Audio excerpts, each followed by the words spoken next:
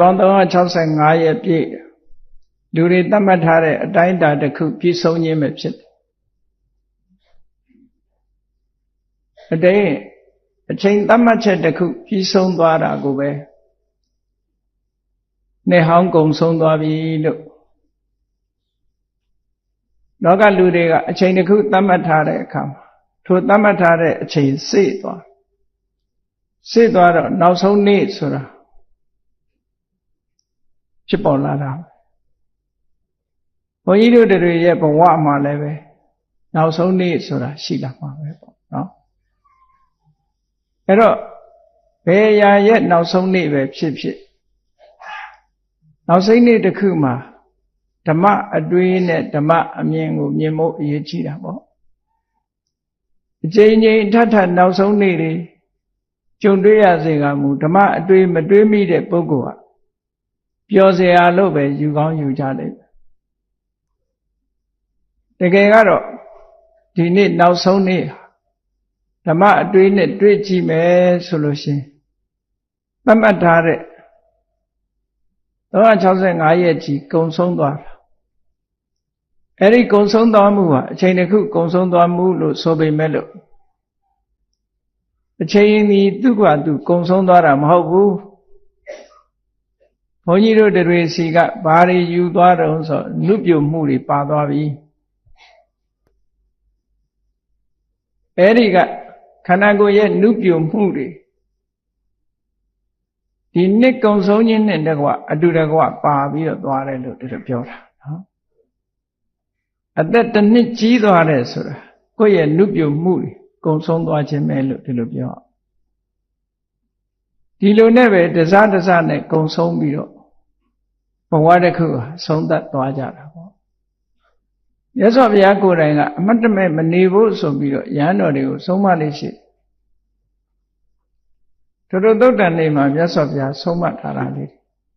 အဲ့ဒီဆုံးမထားတဲ့အဆုံးမစကားလေးတွေကိုပြန်ပြီးတော့ဆင်ញင်သုံးသပ်ကြည့်ဆိုရင်လောကကြီးရဲ့ဓမ္မတာအရာအစရှိရင်အဆုံးရှိလက်ပြင်ကဆိုလို့ရှိရင်2013ဆိုတဲ့နှစ်ဟာစတင်လာဒီကနေ့2012ကုန်ဆုံးပြီးတော့2013ဆိုတာတစ်ကနေစနောက်ဒီလိုအချိန်မျိုးမှာတခါ2013နှစ်ရဲ့ကုန်ဆုံးတဲ့နေ့ဆိုတာတခါလာအောင်ပါအဲ့တော့လာတိုင်းကိုယ့်အတွက်မှာထူးမခြားနာဖြစ်မနေဖို့ဓမ္မအတွေးတွေနဲ့တွေးပြီးတော့တန်ဝေကစိတ်ကလေးတွေဖြစ်ပွားဖို့ဒါအရေးကြီးတာပေါ့နော်မြတ်စွာဘုရားကသုတ်တန်တစ်ခုမှာဟောတယ်ကိုရောမြတ်ရဲ့လက်သေးပေါ်မှာမြေမုံကလေးတင်ပြီးတော့ဟာဒီမြေမုံလေးအတိုင်းတာလောက်တောင်မှပဲအကြောင်းတရားတွေကဖန်တီးထားတဲ့သင်္ခါရတရားမြဲတယ်ဆိုတာမရှိပါဘူးတဲ့ဒီမြေမုံလေးပမာဏလောက်တောင်မြဲတာမရှိဘူးဒီမြဲတာမရှိသည့်အတွက်ကြောင့်ဗြဟ္မစရိယလို့ဆိုတဲ့မြတ်သောအကျင့်ဒုက္ခတွေအဆုံးသတ်ဖို့မြတ်သောအကျင့်ဆိုတာလိုအပ်လာတာဖြစ်တယ်။ဘာဖြစ်လို့တော့ဆိုလို့ရှိရင်မကျင့်ဘူးဆိုလို့ရှိရင်အခုလိုပဲနှစ်တည်ကုံဆုံးသွားမှာပဲအတိညာအနေနဲ့တဏှာဝိရဲ့ဆင်းရဲဒုက္ခတွေကိုတတိထားမိမှာမဟုတ်ဘူးပေါ့ဟုတ်မြတ်သောအကျင့်ကိုကျင့်တယ်လို့ဆိုတာဘာပြောတာတော့တတိထားပြီးတော့တံဝေကဉာဏ်ဖြစ်ပွားတာကအစအမှန်မြင်ပြီးတော့မမြဲတဲ့သဘောတရားတွေကိုဆင်ញင်နိုင်ဖို့မြတ်စွာဘုရားကဟောတာမမြဲတဲ့သဘောဆင်ញင်စဉ်းစားနိုင်မှသာလျှင်ဝိပဿနာဉာဏ်ဆိုတာဖြစ်တယ်ဝိပဿနာဉာဏ်ဖြစ်မှမဉဏ်ဆိုတာဖြစ်လာနိုင်ဝိပဿနာဉာဏ်လားဝိပဿနာဉာဏ်မဖြစ်ဘူးဆိုတာမဖြစ်ဘူးဆိုလို့ရှိရင်မဉဏ်ဆိုတာဘယ်တော့မှမဖြစ်နိုင်ဝိပဿနာဉာဏ်ရင့်တန်မှမဉဏ်ဆိုတာဖြစ်တယ်အဲ့တော့ဝိပဿနာဉာဏ်ဖြစ်ဖို့အတွက်ရှေ့ပိုင်းမှာဘာတော့ဆိုရင်ဓမ္မအတွေ့တန်ဝေကအတွေ့ဆိုတာလေးတွေ တွန်းအားပေးတဲ့သဘောအနေနဲ့ရှိနေရမယ်အဲ့ဒါလို့တွန်းအားလေးနဲ့တောင်ဝိပဿနာလမ်းကြောင်းပေါ်ကိုတင်ပေးနိုင်ခြင်းမရှိဘူးဆိုတဲ့ပုဂ္ဂိုလ်နေအောင်ကုန်လို့နှစ်တစ်ကူးပြီဆိုရင်တန်ဝေကဖြစ်ဖို့နေနေတာသာပျော်ဖို့ပါဖို့ပဲစဉ်းစားလာမှာပဲဒီလိုဆိုလိုတာနော်အဲ့ဒီလိုပျော်ဖို့ပါဖို့စဉ်းစားလာလို့ရှင်လွတ်ကြောင်းလမ်းစရှာတွေ့မှာမဟုတ်တော့ထွက်ပေါက်ကိုရှာလည်းမရှာတော့ထွက်ပေါက်တွေ့ဖို့မရှိဘူးမရှိတော့မြတ်စွာဘုရားကဒီတန်တရားဝတ်ထဲမှာတဝဲလဲလဲဖြစ်နေရတာကိုမြတ်စွာဘုရားကဘယ်လိုဟောတော့ဆိုဒီကရတံဒုက္ခံပစ္စနိဘူတံတကယ်ကိုနှစ်ပေါင်းများစွာဆင်းရဲဒုက္ခတွေတွေ့ကြုံခံစားလာလောကလူသားတွေဒီဒုက္ခတွေခံစားနေရတလောကဂျာနယ်လေးတစ်စောင်တွေကိုကြည့်လိုက်တယ်။ဘာတွေးလိုက်တုံးဆိုနွားလေးတွေဝဝဖြိုးဖြိုးနဲ့အရွယ်ရောက်ပြီးတော့ဝါဖြိုးလှပနေတဲ့နွားလေးအောက်ကရေးထားတာဘာတော့ဆိုအသားစားနွားမွေးပြုရေးစဉ်းစားကြည့်လိုက်တော့အော်သူတို့မကြခင်ဟင်းအိုးရဲရောက်ရှာကြတော့မှာမော့လို့ကြော့လို့ခုချိန်တန်တရားဝတ္ထစဉ်းစားကြည့်လို့ရှိရင်ဘုန်းကြီးတို့တွေလည်းမသိဘူးဆိုလို့ရှိရင်မော့လို့ကြော့လို့ပဲနေကြအောင်မှာပဲမစဉ်းစားလို့ရှိရင်တွေ့မှာမဟုတ်အဲ့ဒီလိုဘဝပေါင်းကိုဇက်ပြတ်ပြီးသေရလို့ဇက်ကနေပန်းထွက်လာတဲ့သွေးတွေဟာမြတ်စွာဘုရားကသမုဒ္ဒရာတဲကရေတဲ့များပါတယ်လို့ဒီလိုပြောတာဒီလိုဟောတာဘာဖြစ်လို့ဒီလိုပြောတော့ဆိုဘဝပေါင်းကရေတွက်နိုင်ခြင်းမရှိတော့အောင်ကြာညောင်းလာခဲ့တော့ဒီဒုက္ခမျိုးတွေဟာကြုံခဲ့ဒါကြောင့်မို့ဒီကရတံဒုက္ခံပစ္စနိဘူတံဒီကရတဆိုအလွန်ကိုရှည်လျားတဲ့ကာလပတ်လုံးဒုက္ခံဆင်းရဲဒုက္ခဆိုတာပစ္စနိဘူတံတို့တွေတွေ့အသေးစားဖြစ်ဒါတွေကတဝဲလဲလဲလာပဲတက်တက်တာတာနဲ့လားလို့ဆိုမဟုတ်ပစ္စနုတကယ်ခံရပြည့်စုံဘုရားပျက်စီးမှုအမျိုးမျိုးနဲ့ရတယ်ညာတိပြဒနာဆွေတွေမျိုးတွေသေတာလည်းများလာပြီဘောဂပြဒနာပစ္စည်းဥစ္စာတွေဆုံးသွားတာလည်းများလာပြီဆုံးသွားမှုတွေရောဂပြဒနာအနာရောဂါဖြစ်လို့ဆုံးသွားမှုတွေလည်းများခဲ့လာပြီဒီဆုံးမမှုတွေမဆုံးနိုင်တဲ့အတိုင်းအတာတစ်ခုခံစားခဲ့ကြရတယ်ဆိုတာပြန်ပြီးတွေးကြည့်လို့ရှိရင်အားလုံးသဘောပေါက်လာတယ်။နောက်မြတ်စွာဘုရားထင်ရှားအောင်ကတတိဝဋ္ဌိတာသင်္ချိုင်းမြေပါမြုပ်နှံလိုက်လို့သို့မဟုတ်မိတချိုပြီးတော့ကျွန့်ကြံတဲ့ပြာတွေပုံထားလို့သင်္ချိုင်းမြေကြီးဟာမောက်တက်လာတယ်သုတ္တန်တစ်ခုမှာမြတ်စွာဘုရားဟောထားတယ်အတိုင်းတာကဘာတစ်ခုလို့ဆိုတယ်အတိုင်းတာရှိလျားတဲ့ကဘာတစ်ခုမှာအယိုးရှိတဲ့တတ္တဝါဖြစ်လို့သေဆုံးတဲ့အခါမှာအဲ့ဒီအယိုးတွေမပြောင်းမပြတ်စုပုံထားနိုင်မယ်ဆိုလို့ရှိရင်စုပုံထားမယ်ဆိုရင်လူတယောက်ရဲ့အယိုးဟာတကဘာမှာဆိုရင်ဝေပုံလတောင်လောက်မြင့်မယ်လို့ဒီလိုဟောတာဘာဆိုလိုတာတော့လို့ဆိုအထက်ထက်ဘဝပေါင်းများစွာသေခြင်းမှာအထက်ထက်ဂျုံတွေ့လာသည့်အတွက်ကြောင့်မိမိရဲ့အလောင်းကိုပြစ်ချရမှုကြောင့်မြေကြီးဟာအထက်ကိုမြင့်တက်လာတယ်အယိုးတွေစုပုံထားလိုက်ရင်တောင်ကြီးတစ်ထောင်ပမာဏလောက်ရှိသွားမယ်လို့ဒီလိုဟောတာကတတိဝဋ္ဌိတာသင်္ချိုင်းမြေတွေပဲတိုးလာဟုတ်တယ်လေဒီဘဝသေသွားပြီပြန်မွေးဦးမှာပဲဒီတဲ့အကောင်ကြီးကြီးမွေးရင်ပိုဆိုးမှာပေါ့ဆင်ကြီးတို့လိုအကောင်ကြီးကြီးမွေးရင်ပို့ပြီးတော့ မြေဟာပေါ်တက်လာအဲ့ဒီမှာမြတ်စွာဘုရားကဏီကုံဆွဲတာတော့ဘာပြောတော့ယာဝင်စိထံအလမေဝသဗ္ဗသင်္ခါရေသူနိဗ္ဗိန္တိတောဟောတယ်လို့ထပ်တလဲလဲဖြစ်နေတဲ့အနေအထားကြီးတစ်ခုကတော့ဒီသင်္ခါရဆိုတဲ့သဘာဝတရားကြီးရဲ့အနေအထားပေါ်မှာအတော်ကိုညီးဝေးဖို့ကောင်းနေပြီတဲ့ဖမှန်ထထဖန်တရားတေးနေလောက်အောင်ဖြစ်နေရတဲ့ဘဝတွေဟာညီးဝေးဖို့ကောင်းလာပြီလို့ဟုတ်တယ်လေအလုံးပိဋကစဉ်းစားကြည့်ပေါ့နှစ်ဟောင်းကုံဆုံးလို့နှစ်သက်ကူးတယ်ဆိုတာအကျိန်ပေါင်းမြောက်များစွာကြုံတွေ့ခဲ့ကြတယ်သက်60ရှိတဲ့ပုဂ္ဂိုလ်ကနှစ်ပေါင်းအကျိန်ပေါင်း60ကြုံခဲ့ပြီလေ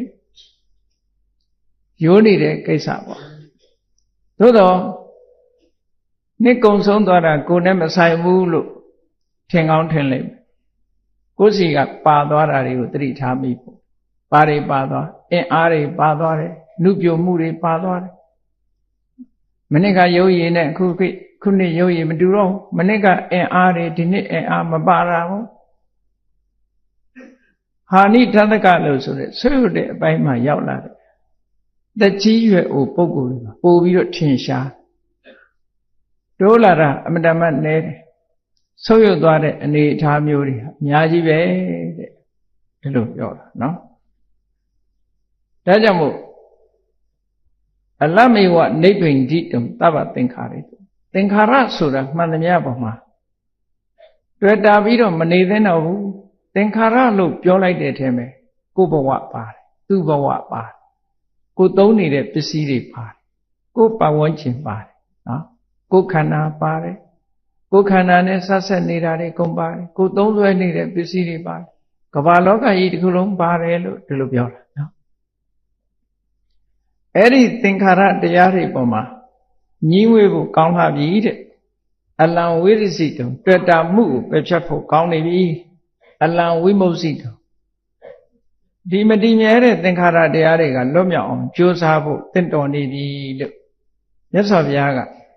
ဓမ္မအတွေးနဲ့တွေးပြီးတော့ဆုံးမဩဝါဒပေးခဲ့တယ်အနာမတကတန်ယုတ်ပါဠိတော်တွေမှာဆိုရင်မြတ်စွာဘုရားကအမြဲတမ်းဏိဂုံးစကားတရားပြည့်စုံနိုင်ညီငွေဖို့တော်ပြီတွေ့တာမှုကင်းပြတ်သွားဖို့တော်ပြီလွတ်မြောက်အောင်လုပ်ဖို့တော်ပြီအမှတ်တမဲ့မနေကြနဲ့တော်တော့ပြီဆိုတာပြောတာသို့တော့တော်တော့ပြီဆိုတဲ့အတွေးလေးဖြစ်ဖို့တောင်မှတော်တော်ခဲရင်ဘုရုဇဉ်နေမရသေးဘူးလာကျင်သေးတယ်မရသေးဘူးအေးမြတ်စွာဘုရားကအနမတေကောယံတန်တာရောတန်တရားကြီးဟာအနမတေကလို့ဆိုတာမသိနိုင်တဲ့အစတန်တရားကြီးရဲ့အစမသိနိုင်ဘူးတဲ့ဘာဖြစ်လို့မသိနိုင်တာတော့ဆိုသိရှည်လို့မသိတာနော်အလွန်ရှည်လျားသည့်အတွက်ကြောင့်အစတစ်ခုရှာကြည့်ပါလားကိုယ့်ကိုမေးကုန်းလေးထုတ်ပြီးရှာကြည့်လိုက်ကျက်ဘယ်ကရကျက်ဥကရကျက်ဥဘယ်ကရကျက်ကရဟောတဏီကုံရွတ်ကြည့်ဆုံးမလားဆိုမဆုံးဘူးလေအဲ့ဒါလိုပဲငါဘယ်ကမွေးလဲအမေကမွေးတယ်ငါအမေဘယ်သူကမွေးလဲသူ့အမေကမွေးသူ့အမေဘယ်သူကမွေးသူ့အမေကမွေးတယ်ဆိုအဲ့ဒီအမေစရင်တွက်လို့လဲဆုံးမှာမဟုတ်တော့ဒီလိုဆိုလို့တာနော်သိကိုကြားနေတယ်အမေဘယ်ကစတာတော့လို့အမေစရင်တွက်မရတယ်လို့တန်တရားလည်းပဲအဲ့ဒါလို့အစတွက်လို့မရဘူးလို့ဒီလိုပြောတာနော်ဓမ္မရှည်လျားနေတဲ့တန်ထပ်တလဲလဲဖြစ်အဲ့ဒါလို့ထပ်တလဲလဲကျင်လဲပြီးတော့ဖြစ်လိုက်ဟာအိုလိုက်ဟာတေလိုက်ဟာထပ်မှန်ပြီးတော့ဖြစ်လိုက်ဟာအိုလိုက်ဟာတေလိုက်ဟာ ਨੇ ဒီလိုဒလဇတ်လေးပတ်နေရတဲ့တန်တရားခင်းကြီးဟာဘယ်လိုလုပ်ပြီးတော့မှဘယ်ကစလဲဆိုတာပြောလို့မရဘူးတဲ့ကောင်းပြီအဲ့ဒါလို့တန်တရားထဲမှာလက်ပတ်တယ်ဆိုတာလွတ်လပ်လက်ပတ်ထားလားလို့ဆိုမဟုတ်ဘူးအဝိဇ္ဇာနိဝရဏမတိမှုကဖုံးကွယ်ထားသေးတယ် ကိုယ်ကိုမသိမှုကအမှန်မမြင်တာကဖုံးကွယ်ထားတယ်ဖုံးကွယ်ထားလို့ပြောစရာမဟုတ်ပေမဲ့လို့ပြောနေတာကျင့်တတ်စရာမဟုတ်တာကြီးကိုကျင့်တတ်နေအဲ့ဒါအဝိဇ္ဇာရဲ့အကျိုးသက်ရောက်မှုပဲနှစ်ဟောင်းကုန်သွားပြီဆိုရင်ထိတ်လန့်တုန်လို့ရမယ်အစားနောက်နေ့ပြင်ငါနှစ်တစ်ကူးတော့မယ်ဆိုပြီးတော့ပြောစရာတွေးနေနော်ကိုယ်စီကဘာတွေပါသွားတယ်ဆိုတာမသိဘူးစဉ်းစားနိုင်ဘူးခွန်အားတွေပါသွားတယ်နုပြမှုတွေပါသွားတယ်တိမိမင်းသားလေးကဒါတွေကိုစဉ်းစားသည့်အတွက်ကြောင့်မူကပက္ခဇတ်မှာတိမိမင်းသားကသူခမည်းတော်ကိုပြောတဲ့စကားထဲမှာဒါလေးပါကုံတယ်ဆိုတာလကားကုံသွားတာမဟုတ်ဘူးတဲ့အချိန်ကုံတယ်ဆိုတာနုပြမှုတွေပါသွားတယ်တဲ့အင်အားတွေပါသွားတယ်ဒါတွေပဲကုံသွားတာနောက်တစ်ခုသုတ္တန်တစ်ခုမှာဟောတဲ့စကားဆိုရင်ကာလောခတတိဘုဒ္ဓာနိတတ္တဝါတွေကိုအချိန်ကစားပစ်တယ်လို့ဆိုအချိန်နဲ့မျှတတ္တဝါတွေဟာနုပြမှုတွေဆုံးရှုံးနေကြတယ်အင်အားတွေဆုံးရှုံးနေကြအစားခံရတဲ့သဘောပဲတန်ကလေးတစ်ချောင်းတန်ကြီးစားလို့ရှိရင်တဖြည်းဖြည်းသေးသွားတာပဲအဲ့ဒါလိုပဲတတ္တဝါတွေကအချိန်ကြာလေးလေးဆုပ်ယုပ်သွားလေးလေးအချိန်ကြာလေးလေးဆုပ်ယုပ်သွားဒီတဲ့ထင်ရှားပြောရမယ်ဆိုရင်ဘဝဆိုတာပယုတ်လုံးပဲကြီးလာဖို့တော့မအောင်မေ့လေနဲ့တဖြည်းဖြည်းသေးသေးသွားမှာပဲနော်ကုံဆုံးနေတဲ့သဘောကိုပြောတာသာဝရတည်မြဲနေတာတခုမှမရှိဘူးတဲ့အဲ့ဒါလို့မမြင်နိုင်တာဘာကြောင့်လို့ဆိုအဝိဇ္ဇာဆိုတာကမမြင်နိုင်အောင်လမ်းလွှဲပေးထားတယ်ဒါကြောင့်မို့အဝိဇ္ဇာနိဝရဏနာအဝိဇ္ဇာဆိုတာကပိတ်ဆို့ထားတယ်အမှန်မမြင်တော့အမှားတွေမြင်နေတယ်အဲ့တော့ဝိဇ္ဇာပိတ်ဆို့ရုံနဲ့လားဆိုမဟုတ်ဘူးသူကတဏှာတန်ရောစနာနာတွေ့တာမှုကကျိုးတဲ့ဖွယ်ချီနှောင်ထားတာဒါကြောင့်မို့ယုံမထွက်နိုင်ဘူးယုံမထွက်နိုင်တာသာသာထားယုံညင်စိတ်ကိုမပေါ်ဘူးနော်ဆူတောင်းလိုက်သေးတယ်ဒီနော်ဒီပစ္စည်းတွေနဲ့နေပါရစေဆိုတာလှုပ်လိုက်သေးတာယုံထွက်ဖို့ကမစင်စားဘူးလိုက်တာပဲရှိတဏှာတန်ရောစနာပဲကျိုးနဲ့နောင်ကျိုးတဲထားတာဆိုလမ်းပဲမှမရှိအဲ့ဒီလိုတန်တရားခရီးကြီးကိုရှောက်လာခဲ့တာတဲ့ဘယ်တုန်းကစရှောက်လာတာတော့ဆိုတော့ဘယ်တုန်းကစပြီးတော့ရှောက်လာမှန်းကိုမသိဘူးတဲ့ဒါကြောင့်မို့မသိတဲ့ခရီးကြီးဆက်မလျှောက်ဆင်သမ်းပါနဲ့သိအောင်လုပ်စမ်းပါလို့ဟောနှစ်အခုလို့နှစ်ဟောင်းကုံဆုံးတဲ့နေ့မှာတန်ဝေကအတွေးတွေနဲ့ကိုယ်စိတ်ကိုဓမ္မအတွေးတွေနဲ့တန်ဝေကဖြစ်ပေါ်အောင်ကြိုးစားကြတန်ဝေကဆိုတာထိတ်လန့်မှုဆိုလို့ထိတ်လန့်တာကကြောက်လို့ထိတ်လန့်တဲ့ဒီဒေါသနဲ့ကြောက်ပြီးတော့ထိတ်လန့်တဲ့ထိတ်လန့်မှုမျိုးမဟုတ်ဘူးအခုလို့စဉ်းစားဉာဏ်နဲ့ထိတ်လန့်တာမျိုးဆိုလို့ဟုတ်တာပါလား2012ခုနှစ်ဒီနေ့ကုန်သွားပြီဒီလိုပဲကုန်နေတာပါလားချိန်ကုန်တယ်ဆိုတာတတ်မှတ်ချက်တစ်ခုကုန်တယ်လို့ငါရဲ့ခန္ဓာကိုယ်မှာလည်းပဲသဘာဝတရားတွေယုတ်တရားတွေနံတရားတွေဒီလိုပဲကုန်ပြီးတော့နောက်ဆုံးဟာ2012ခုနှစ်ကြီးနောက်ဆုံးနေ့ရောက်လာတယ်လို့ငါဘဝဟာလည်းဒီနေ့ကိုနောက်ဆုံးနေ့ရောက်လာအောင်မှာပဲဆိုတဲ့ဓမ္မအတွေးနဲ့တန်ဝေကဖြစ်အောင်ကြိုးစားတန်ဝေကဆိုတာပတ္တပတ်နဲ့ရှင်တဲ့အတိညာတန်ဝေခောနာမသဟောတ္တပညာနာနဲ့အတိစိတ်နဲ့ကြောက်လန့်မှုဒီလိုဆိုလို့ရတယ်နော်အတိစိတ်နဲ့ကြောက်လန့်ရမှာဖြစ်လာတဲ့အရာနောက်ဆုံးပြတ်သွားတာပါလားစတင်လာတဲ့အရာဟာလေနောက်ဆုံးမှအဆုံးသတ်သွားတာပါလားဆိုတဲ့သဘာဝတွေဆင်ញင်သုံးသပ်ကြည့်ပြီးတော့ထိတ်လန့်မှုဆိုတဲ့တန်ဝေကဟာလမ်းကြောင်းပေါ်ကိုတင်ပေးနိုင်တဲ့စွမ်းရည်တတ္တိရှိတယ်ပေါ့ဝိပဿနာတရားကိုကျင့်ကြံကြိုးကိုအထုတ်ဖို့ရတန်ဝေကဆိုတဲ့အရှိန်နဲ့ မိမိရဲ့ဘဝဆင်ញင်သုံးသပ်ပြီးတဲ့အခါမှန်ကန်တဲ့လမ်းကြောင်းပေါ်တစ်ခုရောက်သွားလို့သူတော်ကောင်းတွေဟာတဏှာဝကလွတ်သွားတယ်ဒီစက်ဝန်းကြီးတွေကထွက်သွားကြဒီစက်ဝန်းကြီးတွေထွက်သွားမြတ်စွာဘုရားသခင်ကိုရမြတ်လဲ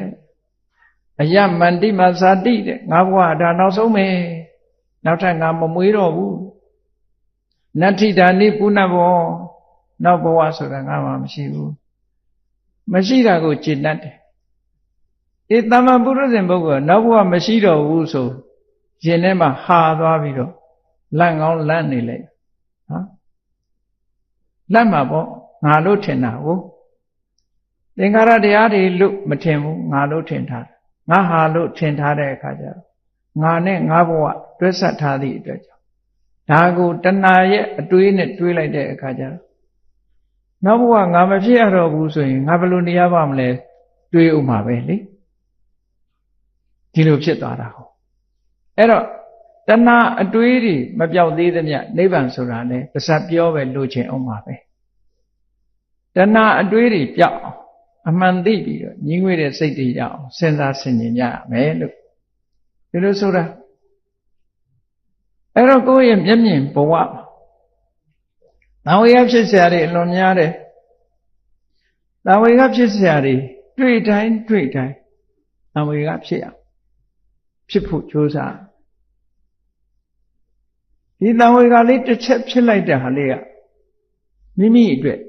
အမှန်တန်အရှိန်ကောင်းတဲ့တွန်းအားလေးတစ်ခုဖြစ်ပေါ်လာတယ်နောက်ဆုံးပဲပြောရင်ပါရမီကုသိုလ်လို့ပြောလို့ရတယ်နော်ဝိပဿနာလမ်းကြောင်းပေါ်ကိုတက်ရောက်ဖို့ပါရမီကုသိုလ်လို့ပြောတရားလည်းမနာနိုင်သေးဘူးကာမဂုဏ်အာယုန်တွေထဲမှာပျော်တော့ပါတော့ဆိုတဲ့ပုဂ္ဂိုလ်တွေနဲ့တရားနာပြီးတော့တံဝေကအတွေ့တွေးနိုင်တဲ့ပုဂ္ဂိုလ်ဆိုတာအမှန်တမ်းနည်းပျော်တော့ပါတော့ပုဂ္ဂိုလ်တွေကများတယ်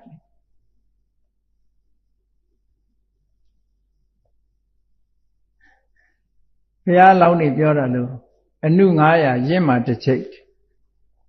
ဟုတ်သိဉာဏ်ရင့်မှနေတဲ့ဘုရားလောင်းကတစ်ချိတ်အနုတွေက900ဆိုအနုဓာတွေကပုံများနေတာပေါ့နော်သူကသူရင့်လာမှာတော့မဟုတ်ဘူးဒီအတွေးလေးတွေးပေးခြင်းသည်ပါရမီကုသိုလ်တစ်ခုပဲကိုယ့်ဖို့ရှင်ယတတို့အလောင်းတွေကိုကြည့်လိုက်နာရေးကိစ္စကိုကူညီပြီးတော့ရုပ်လောင်းတွေကိုမိသိညိုတဲ့အလုပ်ကုသိုလ်ဖြစ်လောက်ကင်နေကြလောက်ကင်ရင်တွေကနေပြီးရုပ်လောင်းတွေမိသိညိုရင်းကနေပြီးတော့ဟောဒီတန်ဝေကအတွေးလေးတစ်ခုရလိုက်တာအဲ့ဒီတန်ဝေကအတွေးကြောင့်တထေးသားဘဝမှာအဲ့ဒီအတွေးမျိုးထပ်ပေါ်လာတာဖြစ်တယ်ပေါ့အဲ့ဒီအတွေးကနေပြီးတော့မြတ်စွာဘုရားစီရောက်အောင်ပို့ပေးလိုက်တာလေဒါကြောင့်မို့ယဟန္တာဖြစ်သွားတာရှင်သာနောက်တစ်ခုကြည့်အောင်မယ်ဆိုလို့ရှိရင်ရှင်သုလဗံအလောင်းဟာဘယင်ဖြစ်တုန်းကတိုင်းပြည်ကိုလှိလိပြီးတော့ကြီးရှုတဲ့အခါနဘူးကချွေးထွက်တာချွေးတွေကျလာတာမိမိမှာရှိတဲ့ဖြူဖွေးတဲ့ပဝါလေးနဲ့တုပ်ပြီးတော့ပဝါလေးမဲညစ်သွားတာကိုကြည့်ပြီးတော့တန်ဝေကဖြစ်ဘူးတယ်အဲ့ဒီတန်ဝေကအတွေးလေးကြောင့်ရှင်သုလဗံဘဝရောက်လာတဲ့အခါအလွန်ဉာဏ်လေးတဲ့ပုဂ္ဂိုလ်ပဲဖြစ်တော့လေပဝါလေးကိုမြတ်စွာဘုရားကကြည့်ရှုခိုင်းလိုက်တဲ့အခါမှာဟောအတိတ်ဘဝကလက်စလေးပြန်ပေါ်လာပြီးတော့အဲ့ဒီကနေတွန်းအားပေးသွားတာပဲအနိစ္စမြင်ဖို့ရအတွက်လမ်းဖွင့်ပေးတဲ့သဘောပဲအဲ့တော့တာမန်အနေထားမျိုးသဘောမထားပဲနဲ့ဒီကနေ့2012ခုနှစ်နောက်ဆုံးနေ့ပါလားမနစ်တုန်းက2011ခုနှစ်ကုန်သွားလို့2012ခုနှစ်ဆိုတာစတင်ခဲ့တယ်အခု2012ခုနှစ်ကုန်သွားပါလားဆိုတဲ့အတွေးလေးမှာတန်ဝေကလေးဖြစ်လိုက်မယ်ဆိုလို့ရှိရင်ဒီတန်ဝေကဉာဏ်လေးဟာဝိပဿနာဉာဏ်ပေါ်ထိအောင်တွန်းတင်ပေးတော်မှာဖြစ်တယ်ပေါ့မနစ်တုန်းကတန်ဝေကဉာဏ်မဖြစ်ခဲ့ရင်ဒီနှစ်မှလည်းဖြစ်ဖို့မရှိ မနစ်ကမဖြစ်သေးရင်ဒီနေ့ဖြစ်အောင်လုပ်ဒီလိုဖြစ်သွားတဲ့တံဝေကဉာဏ်လေးဟာနိဗ္ဗာန်လမ်းကြောင်းပေါ်ရောက်အောင်ပို့ပေးနိုင်တဲ့စွမ်းရည်ရှိတယ်လို့တာရကတွေကိုရှုမြင်သုံးသပ်ပြီးတော့ဆုံးဖြတ်လို့ရတာပေါ့ဒီလိုဆိုလိုတာပေါ့ဒါကြောင့်မို့လို့အမှတ်တမဲ့မနေပဲနဲ့ဓမ္မအတွေးလေးကိုတွေးဖို့လိုတယ်ပေါ့မြတ်စွာဘုရားကသင်္ခါရဆိုတာတဲ့နေဆဖြစ်ပေါ်လာပြီးတည်မြဲနေတာမရှိဘူးဖြစ်ပြီးရင်ပျောက်သွားတာပဲစောင်းတန်ကလေးကိုကြည့်လိုက်တီးလိုက်လို့ထွက်လာတဲ့စောင်းတန်လေးဟာတီးလိုက်တဲ့အချိန်လေးမှာထွက်လာတဲ့စောင်းတန်လေးဟာရောလျှောက်ပျောက်သွားတာပဲနောက်အတန်ဟာနောက်တီးမှထွက်တာလေဖြစ်ပြီးပြတ်သွားတဲ့သဘောအနိစ္စအထုဝမခံမြဲဘူးသာဝရတီးနေတာမဟုတ်ဘူးဝိပရိနာမဓမ္မပြောင်းလဲပျက်စီးပျောက်ကွယ်သွားတဲ့သဘောရှိတယ်သင်္ခါရတရားတွေပေါ်မှာဒီလိုရှုမြင်သုံးသပ်လိုက်နိုင်ပြီဆိုတဲ့ဝိပဿနာဉာဏ်ရဲ့ရှေ့ပြေးအနေနဲ့ဝိပဿနာဉာဏ်ကိုလမ်းခင်းပေးတဲ့သဘောအနေနဲ့မကြမကြတွေးပြီးမကြမကြရှုမြင်သုံးသပ်ပေးဖို့လိုအပ်တယ်တဲ့ရှင်းတော့ကပိစိကဗုဒ္ဓအလောင်းနေဆိုရင်သူတို့ရှိမှတရွက်လေးတရွက်ကြွေကြတာကိုအကြောင်းပြုပြီးတော့တန်ဝေကရသွားတာရှိတယ်ပန်းကလေးတွေညှိုးလျော်သွားတာကြည့်ပြီးတော့တန်ဝေကရသွားပြီဝိပဿနာလမ်းကြောင်းပေါ်ရောက်သွားတာရှိတယ်အဲ့တော့ဒီအတွေးလေးတွေကိုတာမန်အတွေးလို့မအောင်မေ့နေနဲ့နော်ဒီအတွေးကိုတွေးမိအောင်တွေးပေးဖို့ဓမ္မအတွေးလေးတွေကိုတွေးဖို့ပါဒီနေ့ကုံဆုံးသွားပြီကုံဆုံးသွားတဲ့နေ့မှာတန်ဝေကတွေတို့ဖြစ်အောင်ကြိုးစားအထောက်ကြရမယ်ဒီလိုဆိုလို့ပေါ့ဘဝဆိုတာမတည်မြဲဘူးတန်ဝေကဆိုတာမတည်မြဲဘူးတန်ဝေကသင်္ခါရဆိုတာမတည်မြဲဘူးမတည်မြဲတဲ့သင်္ခါရတရားတွေကိုတည်မြဲအောင်လုပ်လို့ရလားမရဘူးမရသည့်အတွက်ကြောင့်အကျင့်ပြီးတော့မတည်မြဲတဲ့သင်္ခါရကိုကြိုးစားရမှာတဲ့သင်္ခါရနယ်ထဲမှာနေမယ်ဆိုလို့ရှိရင်မမြဲမှုနဲ့ပဲရင်ဆိုင်သူ့ကိုကြော်စားနိုင်ဖို့သင်္ခါရရဲ့ဆုံးသင်္ခါရတွေရဲ့လုံးဝမဖြစ်ရဒုက္ခရနိဗ္ဗာန်ကိုမြင်ဖို့အတွက်မြတ်သောအကျင့်ကိုကျင့်ရတယ်မဂ္ဂင်၈ပါးအကျင့်တရားကိုကျင့်မဂ္ဂင်၈ပါးအကျင့်တရားဆိုတာလေကိုချင်းသီလကိုအခြေခံတယ်စိတ်ငြိမ်အောင်ထားတယ်ပြီးတဲ့အခါအမှတ်မြင်အောင်ကြိုးစားတယ်ဒါပါပဲခြုံငုံပြောလိုက်လို့ရှိရင်မဂ္ဂင်၈ပါးရဲ့အလုတ်ကဒါပဲကိုချင်းသီလခိုင်မာအောင်ကိုချင်းသီလကောင်းအောင်လုပ်ခြင်းအဖြစ်သမာဓိရဖို့လွယ်လာတယ်သမာဓိရလာပြီဆိုလို့ရှိရင်အတွေးနဲ့အမြင်ဟာတည်ငြိမ်ပြီးတော့ရှင်းတန်ပြီးစူးရှချက်မြင်လာနိုင်တယ်ပေါ့ဒါကြောင့်မို့မြတ်စွာဘုရားမဂ္ဂင်၈ပါးဖွဲ့စည်းထားတာအပူအလိုမရှိဖွဲ့စည်းပေးထားတာနော်ကိုယ့်ရဲ့စိတ်တဏ္ဍထဲမှာဒီမဂ္ဂင်၈ပါးကိုတိဆောက်ပြီးတော့မှန်ကန်တဲ့အမြင်တစ်ခုရအောင်ကြိုးစားအထောက်တာလို့သူပြောတာအဲ့တော့သမိုင်းကြောင်းဆိုင်ရာတွေးပြီးတော့ကြည့်မယ်ဆိုလို့ရှိရင်လေတန်ဝေကဖြစ်เสียရတွေပဲလွန်ခဲ့တဲ့နှစ်ပေါင်း1000လောက်ကိုမျက်မှန်းမျှော်ကြည့်မယ်ဆိုရင်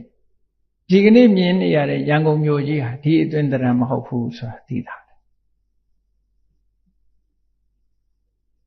အဲ့တော့နောက်နှစ်ပေါင်း1000ကြာတော့ရောဒီအတွင်းတရံရှိအောင်မလားဆိုမရှိနိုင်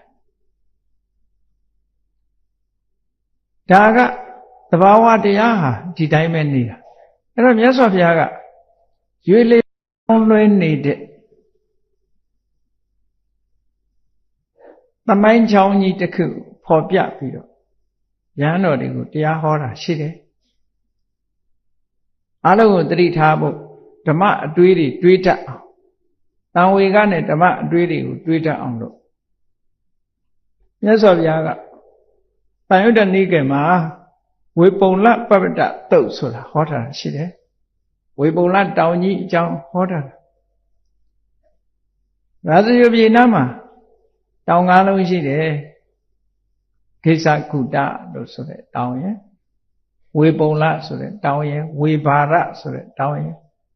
ပန္ဒဝဆိုတဲ့တောင်ရဲ့ဣတိခိလိဆိုတဲ့တောင်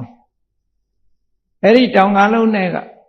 မြတ်စွာဘုရားတောအကြောင်းတွေမှာအများအားဖြင့်သတင်းသုံးတဲ့တောင်ကိစ္စကုတတောင်ကိစ္စကုတတောင်ကိစ္စကုတ်တောင်လို့ခေါ်တယ်အဲ့ဒီကိစ္စကုတတောင်တောအကြောင်းမှာမြတ်စွာဘုရားသတင်းသုံးနေတဲ့အချိန်မှာကိစ္စကုတ်တောင်ပေါ်ကနေကြည့်လိုက်လို့ရှိရင်ဝေပုံလတောင်ဆိုတာကိုလှမ်းမြင်ရအဲ့ဒီဝေပုံလတောင်ကြီးကိုကြည့်ပြီးတော့မြတ်စွာဘုရားကသမိုင်းကြောင်းကိုဖော်ထုတ်ပြီးတော့ဟောတာသမိုင်းဆိုတဲ့မနေ့တနေ့ကဖြစ်ခဲ့တဲ့အရာကိုဟောတာမဟုတ်ဘူးလွန်ခဲ့တဲ့နှစ်ပေါင်းမြောက်များစွာကပြောင်းလဲခဲ့တဲ့သမိုင်းတစ်ခုဒီကမ္ဘာမှာဖြစ်နေတဲ့သမိုင်းတစ်ခုကိုမြတ်စွာဘုရားဟော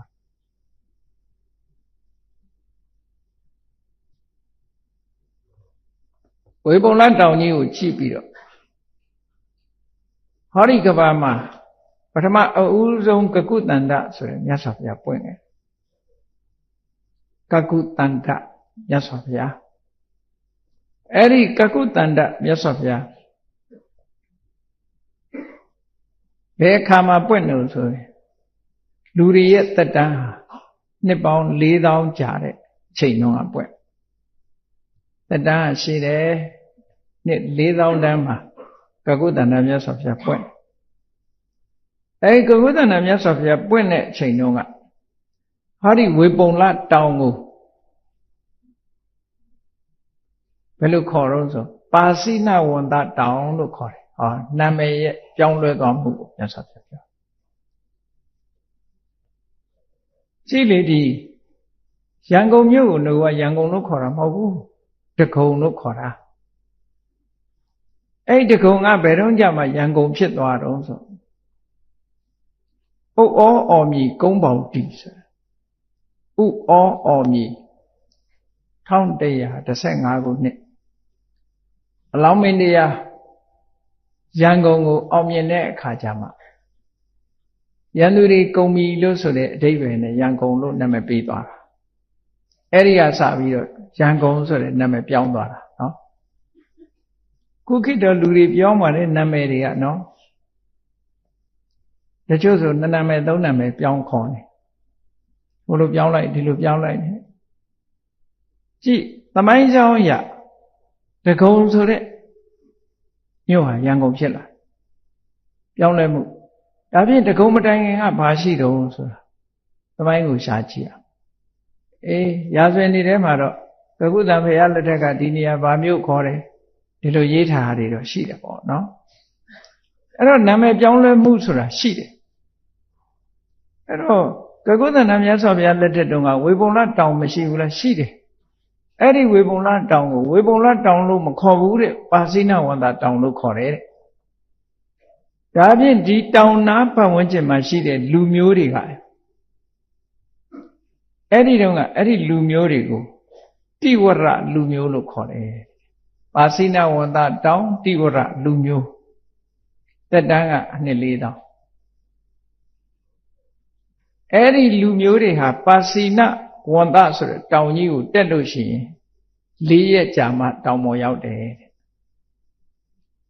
တောင်ကြီးကဘယ်လောက်မြင့်နေဆိုတာအတိုင်းအတာတစ်ခုမှတ်နိုင်မှုပြောတာ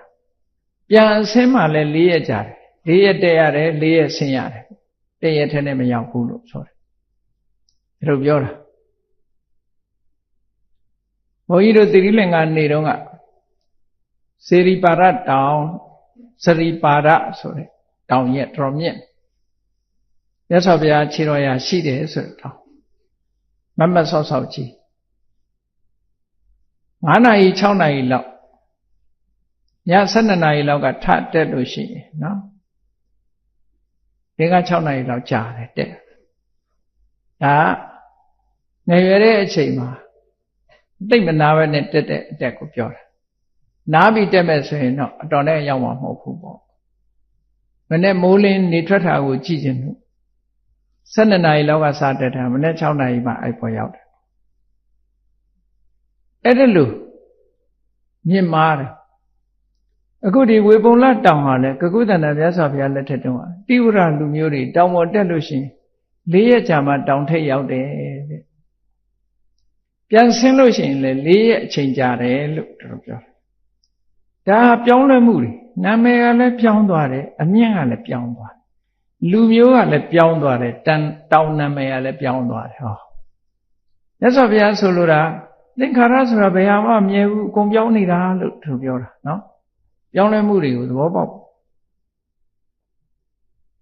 အဲ့ဒီကကုတ္တန္တမြတ်စွာဘုရားရဲ့လက်ရယံလက်ဝဲယံဆိုတဲ့တပည့်ရှင်သာရိပုတ္တရာရှင်မောဂလန်တို့လိုပဲရှင်ဝိထုရနဲ့ရှင်သင်္ဇီဝလို့နှစ်ပါးရှိတယ်ဆိုပြီးတော့မြတ်စွာဘုရားကဏီကုံးချုပ်တယ်အဲ့ဒီကကုသန္တမြတ်စွာဘုရားလည်းအခုမရှိတော့ပါဘူးတဲ့တပည့်သားမျိုးတွေလည်းမရှိတော့ပါဘူးပြိဋိဘံဆံသွားပါပြီအဲ့ဒီခေတ်ကလူတွေလည်းမရှိတော့ပါဘူးဒီကြောင်ကြီးရဲ့အမြင့်ကလည်းအခုဒီလိုမဟုတ်တော့ပါဘူးသင်္ခါရဆိုတာအဲ့ဒီတိုင်းပဲတဲ့ဧဝံအနိစ္စသင်္ခါရမြတ်စွာဘုရားကဓမ္မအတွေးထအောင်သင်ပေးနေတာနော်သင်္ခါရဆိုတာဒီသဘောပဲဟောမမြဲဘူးတဲ့ဧဝံအထုဝါမခိုင်ဘူးတဲ့တည်ထမ်းမှုမရှိဘူးဧဝံအနတ္တတိကာတတ္တရာမရဘူးတဲ့တွေးလိုက်လို့ရှိရင်အာကိုးစရာမရှိဘူးယာဝင်စိတံသဗ္ဗသင်္ခါရေတုအလမေဝနေဋ္ဌိန်တိတောညီငွေသိမီသင်္ခါရသဘောတရားတွေဟာဘယ်တော့မှတည်မြဲနေတာမရှိဘူးလာလေဦးမယ်နေ့ပြင်က2013ခုနှစ်နောက်နှစ်ဒီအချိန်ကြာလို့ရှိရင်ဒီအချိန်ရောက်လာပြီဆိုလို့ရှိရင်အဲ့2013ခုနှစ်နောက်ဆုံးနေ့ဆိုတာလားနေ့ပြင်ကအစဆုံးနေ့ဩနောက်ကြရင်365ရက်356ရက်ပြည့်တဲ့နေ့ကြတယ်ခါနောက်ဆုံးနေ့ဆိုတာလားမှဒီလိုဆိုလိုတာပေါ့နော်ဒါလေးတွေဟာတမန်အပြင်ပြောမယ်ဆိုရင်တရားသဘောမဟုတ်ဘူးလို့ထင်နေဒါတရားသဘောပဲဒါတွေကိုတွေးတတ်ဖို့တွေးနိုင်ဓမ္မအတွေးတွေပဲလို့မြတ်စွာဘုရားတွေးခိုင်းတာသန္တာမြတ်စွာဘုရားလည်းမရှိတော့ပါဘူးတဲ့တော့ပါဘူးအဲ့ဒီတုန်းကအခြေအနေတွေအကုန်ပြောသင်္ခါရတွေဆိုတာဒီလိုပဲတဲ့ဘယ်တော့မှတည်မြဲနေတာမရှိဘူးတော်လာပြီဟောဒီစကားလုံးပြီးတော့မြတ်စွာဘုရားဆက်ဟောတယ်ဒုတိယပွင့်တော်မူတဲ့မြတ်စွာဘုရားဟာကောဏဂမနမြတ်စွာဘုရားလို့ခေါ်တယ်တဲ့ဒီကဘာမှာအဲ့ဒီကောဏဂမနမြတ်စွာဘုရားလူတွေရဲ့တက်တန်းနှစ်3000မှာပွင့်တယ်အဲ့ဒီပွင့်တဲ့အချိန်တုန်းကဟောဒီဝေပုံလတောင်ကြီးကိုဝင်ကတောင်လို့ခေါ်တယ်တဲ့ဝင်ကကတောင်ပြောင်းသွားပြီခုနကပါစိဏဝန္တကကုသန္တမြတ်စွာဘုရားလက်ထက်ကပါစိဏဝန္တကောဏဂမနမြတ်စွာဘုရားလက်ထက်ကျတော့ဝင်ကကလို့ခေါ်တယ်လူမျိုးတွေကတော့ရောဟိတတလူမျိုးတဲ့ဟောလူမျိုးလည်းပြောင်းသွားပြီအဲ့ဒီဝင်ကကတောင်ကြီးကိုတက်တာရောဟိတတလူမျိုးတွေဟာ3ရက်တက်ရတယ်ပြန်ဆင်းတော့လည်း3ရက်ကြာတယ်တောင်ရဲ့အမြင့်ကလည်းပဲရော့ကျသွားတယ်ဒီလိုဆိုနော်ကောဏဂမနမြတ်စွာဘုရားရဲ့ထိတ်တန်းတပည့်2ဦးကတော့တစ်ပါးကဘိညောတလို့ခေါ်တယ်တစ်ပါးကဥဒ္ဒရလို့ခေါ်တယ်အဲ့ဒါလို့တစ်ချိန်တုန်းကထင်ရှားရှိခဲ့တဲ့ပွင့်တော်မူခဲ့တဲ့ကောဏဂမနမြတ်စွာဘုရားရောတပည့်သားတွေရောအဲ့ဒီခေတ်ကရောဟိတတဆိုတဲ့လူတွေရောတရားမှမရှိကြတော့ပါဘူးတဲ့အကုန်လုံးပျက်စီးသွားပါပြီပျောက်ကွယ်သွားကြပါပြီကဘာကြီးမှလည်းဒီတိုင်းပျောက်ကွယ်နေတာပဲလေအမြဲတမ်းပျောက်ကွယ်နေတာပေါ်လာတဲ့အရာတွေဟာနောက်ဆုံးဟာပျောက်ကွယ်မှုနဲ့ဆုံးသက်သွားတာပဲဗမာပြည်မှာတင်ကိုတတိထားမိလို့ရှိရင်ဘုန်းကြီးတို့ငယ်ငယ်တုန်းကလင်းဒဆိုတဲ့ငှက်ကြီးတွေလက်ပံပင်တွေပေါ်မှာထင်းထင်းရှားရှားတွေ့နေကြအဲ့ဒီငှက်ကြီးတွေဟာပျောက်ကွယ်သွားတာပဲမာပြည်မှာပျောက်ကွယ်သလောက်ဖြစ်သွား အတော်ရှားဒါတွေမကဘူးဒီပြင်ပျောက်ကွယ်သွားတာတွေရှိတာပဲအမတ်တရမနေလို့ရှိရင်အမတ်တရတတိထားပြီးတော့မနေလို့ရှိရင်ဒါတွေကိုသိချင်မှသိမယ်ပေါ့နော်အဲပျောက်ကွယ်အဲ့တော့မြတ်စွာဘုရားကကကုသန္တမြတ်စွာဘုရားလက်ထက်ကဝင်ကကတောင်ဆိုတဲ့အမည်လေးပျောက်သွားပြီတဲ့ရောဟိတတလူမျိုးတွေလည်းမရှိတော့ဘူးတဲ့နော်ကောဏကမဏမြတ်စွာဘုရားဆိုတာလည်းမရှိတော့ပါဘူးပြိဋိဘံဆံသွားပါပြီတဲ့သင်္ခါရတွေဆိုတာဒီတိုင်းပဲတဲ့ဘယ်တော့မှမမြဲပါဘူးတဲ့ညီငွေဖို့တော်ပြီဒီသင်္ခါရတွေကလွတ်မြောက်အောင်ကြိုးစားဖို့ကောင်းပြီဘုန်းကြီးတို့တွေကနေတာသင်္ခါရနဲ့နေရတာလေသင်္ခါရဆိုတာကိုလူတွေကနာရေးကြော်ညာတာမှတ်တယ်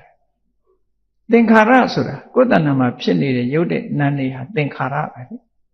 အကြောင်းတရားတွေကပေါင်းပြီးတော့ထုတ်လုပ်ထားတဲ့အရာတွေဒါဖြစ်တယ်သူ့ဘာသူဖြစ်တဲ့အရာတွေမဟုတ်ဘူးတန်ဆိုတာအကြောင်းတရားတွေစုပေါင်းပြီးတော့ခါရဖန်တီးထားတာထာဝရဘုရားဖန်တီးတာမဟုတ်ဘူးအကြောင်းတရားတွေကပေါင်းစပ်ပြီးဖန်တီးထားတာလို့ဒီလိုပြောတယ်အဲ့ဒီဖန်တီးထားတဲ့အရာမှန်သမျှဘယ်တော့မှမတည်မြဲဘူးတဲ့ဘယ်တော့မှမခိုင်မာဘူးဒါကြောင့်မို့ညီငွေဖို့တော်ပြီလွတ်အောင်ကြိုးစားဖို့တော်ပြီလို့ဒီလိုဏိကုံးနဲ့သတိပေးတယ်တွေးတတ်ဖို့နောက်တစ်ခါဟောဒီဗာထကဘာမှာတတိယအနေနဲ့ပွင့်တော်မူတဲ့မြတ်စွာဘုရားကကတ္တဗမြတ်စွာဘုရားတဲ့အဲဒီကတ္တဗမြတ်စွာဘုရားရဲ့လက်ထက်မှာဝေပုံလတောင်ကြီးကိုသူပတ္တတောင်လို့ခေါ်တယ်ဟောနာမည်အသစ်ဖြစ်သွားသူပတ္တတောင်တဲ့ဒီမှာရှိတဲ့လူမျိုးတွေကသုတ်ပိယလူမျိုးတဲ့သူပတ္တတောင်သုတ်ပိယလူမျိုးအဲ့ဒီသုတ်ပိယလူမျိုးတွေဟာသူပတ္တတောင်ကိုတက်မယ်ဆိုလို့ရှိရင်2 ရက်ကြာတယ်ပြန်ဆင်းရင်2 ရက်ဟောယော့သွားနော်တောင်ရဲ့အမြင့်ဟာလည်းပြောင်းအဲ့ဒီကတ္တဗမြတ်စွာဘုရားရဲ့ထိတ်တန်းတပြည့်ကြီးတွေကတိတ်တနဲ့ဘာရဒွါစဆိုတဲ့မထေရမြတ်2 ပါးပဲဖြစ်တယ်သူပတ္တဆိုတဲ့တောင်လဲနာမည်အနေနဲ့ပျောက်ကွယ်သွားပြီသုတ်ပိယဆိုတဲ့လူမျိုးတွေလည်းမရှိတော့ဘူးနော်သက်တမ်း2000 တန်းမှာပွင့်တဲ့ကတ္တဗမြတ်စွာဘုရားတပည့်တာဝကတွေနဲ့တကွပြိဋိဘံဆံသွားပြီမရှိတော့ဘူးအားလုံးဟာပျောက်ကွယ်သွားတာပဲအမြင်မြတာကြံရစ်တော့တယ်သင်္ခါရတရားဆိုတာဒီတိုင်းပဲတဲ့ဘယ်တော့မှမမြဲဘူးဘယ်တော့မှမတည်ထံဘူးတဲ့ချိန်တန်လို့ရှိရင်သွားတာပဲလို့ညီငွေဖို့တော်ပြီဒီသင်္ခါရတွေကလွတ်အောင်ယုံနာဓမ္မသင်္ခါရတွေကလွတ်မြောက်အောင်ကြိုးစားကြလို့ယဟန်တွေကိုမြတ်စွာဘုရားဒီလိုတတိပေးပြီးဆုံးမအောင်ရတာဟောတာဟောအခုမြတ်စွာဘုရားခုချိန်ထိအခုငါဘုရားပွင့်လာပြီတဲ့လူတွေရဲ့တက်တန်းအမတန်မှတိုးပါတယ်တဲ့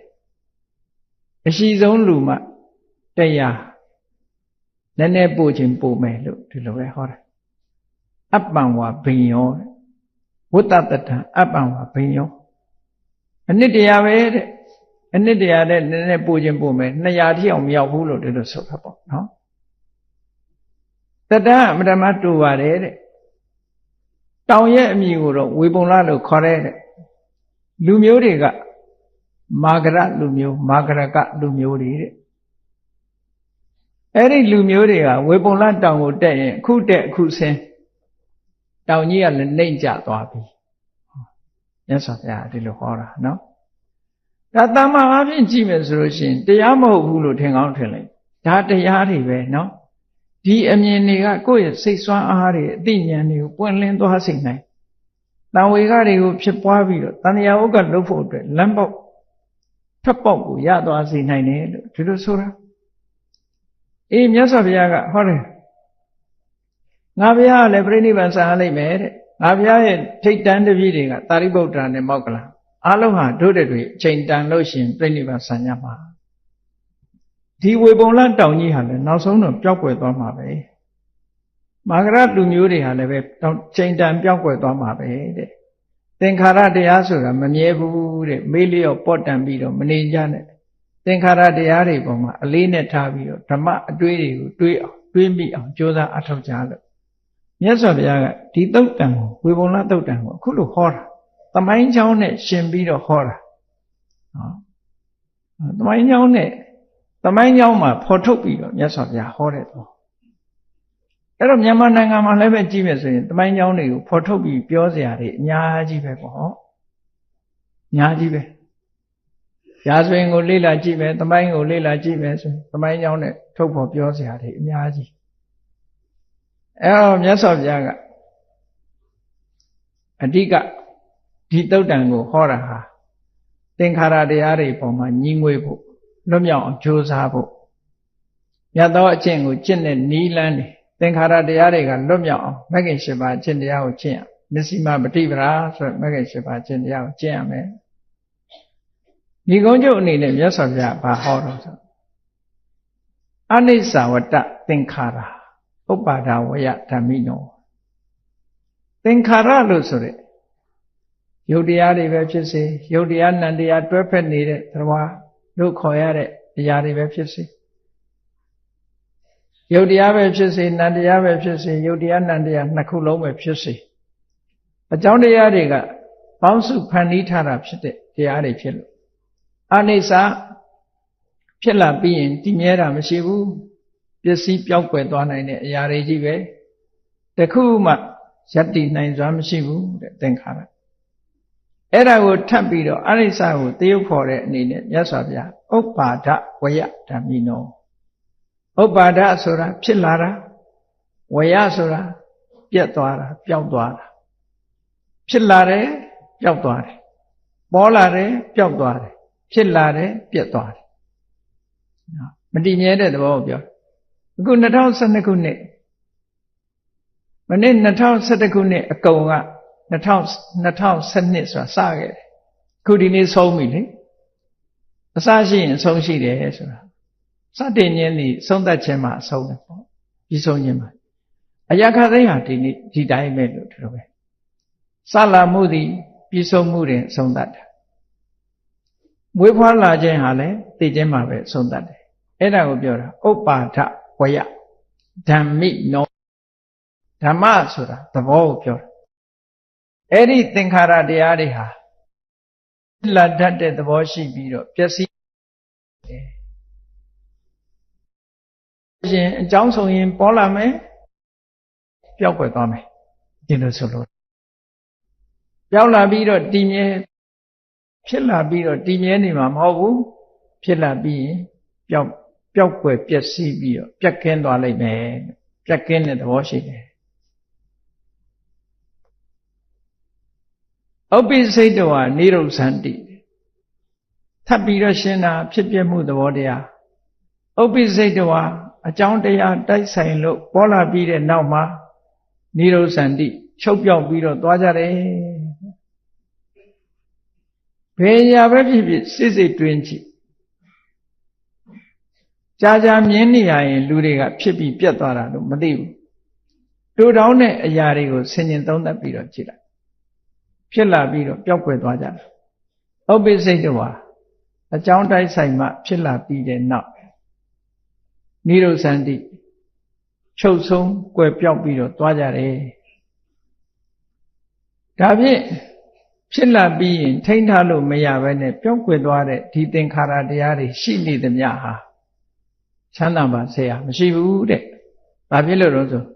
ဖြစ်မှုပြက်မှုဆိုတာကြီးကအမြဲတမ်းကပ်ပြီးဒုက္ခပေးနေတယ်ဒါကြောင့်မို့လို့ဒုက္ခလို့ခေါ်တာ။ဝိပဿနာမှာအနိစ္စမြင်မှုကအဓိကအကျအဆုံးပဲပေါ့။အနိစ္စမြင်မှုအဓိကပဲ။ဒါကြောင့်မို့ဥရိယဗျာဉာဏ်ဆိုတာလည်းအနိစ္စကိုရည်ညွှန်းတာ။ဘင်္ဂဉာဏ်ဆိုတာလည်းအနိစ္စကိုရည်ညွှန်းတာပဲ။ဘင်္ဂောနာမအနိစ္စတာယပရမကောတိတဲ့ဘင်္ဂဆိုတာအနိစ္စအထွတ်ထိပ်မြင်အနိစ္စသဘောကိုကောင်းကောင်းမြင်အောင်ကြိုးစားမမြဲဘူးဆိုတာမြင်လာပြီဆိုတာနဲ့ဒုက္ခဆိုတာသဘောပေါက်သွားလိမ့်မယ်အနတ္တဆိုတာသဘောပေါက်တယ်မြတ်စွာဘုရားကအနတ္တလက္ခဏာသုံးပါတတ္တဗံဖြစ်ပြီးသားပုဂ္ဂိုလ်တွေကို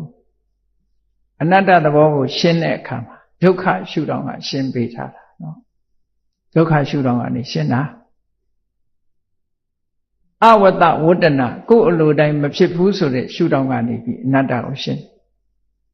နာယိတံရူပံအာဘာရာယတံဝတ္တယဆိုတာဒုက္ခရှုထောင့်ကနေပြီးအနတ္တကိုပြောတာအဲ့တော့အနိစ္စမြင်လိုက်တာနဲ့ဒုက္ခဆိုတာသဘောပေါက်အဲ့ဒီမမြဲတဲ့အရာဝတ္ထုမမြဲတဲ့သင်္ခါရတရားတွေအဲ့ဒီသင်္ခါရတရားတွေရှိနေသမျှဒုက္ခဆိုတာဘယ်တော့မှမလာနိုင်ဘူးတဲ့ဒါကြောင့်တေတံဟူပတမောဒုက္ခောအဲ့ဒီသင်္ခါရတရားတွေလုံးဝပျောက်ကွယ်ချုပ်ငြိမ်းသွားခြင်းလိဒါလည်းချမ်းသာတယ်လို့မတည်မြဲတာတွေကအမြဲရှိနေတာဖြစ်နေသည့်အတွက်ကြောင့်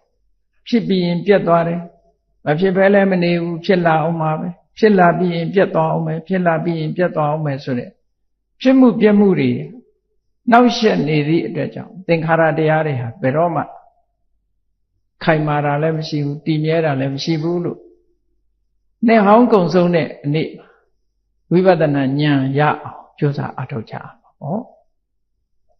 အခုလို့ဆင်ញင်သုံးသပ်ခြင်းအဖြစ်မိမိရဲ့တဏ္ဍာမှာဝိပဿနာဉာဏ်တွေဖြစ်လာအောင်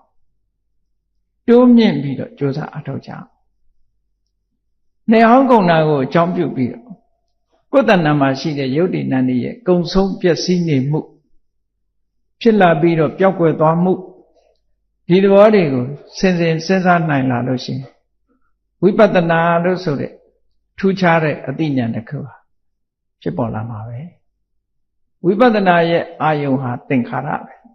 သင်္ခါရသာဖြစ်တယ်သင်္ခါရဆိုတဲ့ယုတ်နဲ့နာနှစ်မျိုးသာဖြစ်တယ်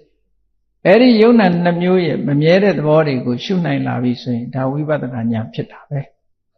အဲ့ဒီဝိပဿနာဉာဏ်ရင့်တန်လာအောင်ကြိုးစားအထုတ်တဲ့အခါမှာသင်္ခါရတွေအပေါ်မှာလစ်လျူရှုနိုင်လာတယ်ကြောင်းညမဆိုင်တော့ပဲနဲ့လစ်လျူရှုနိုင်လာတဲ့အခါကျတော့အတိညာဟာတည်ငြိမ်မှုရလာတဲ့သဘော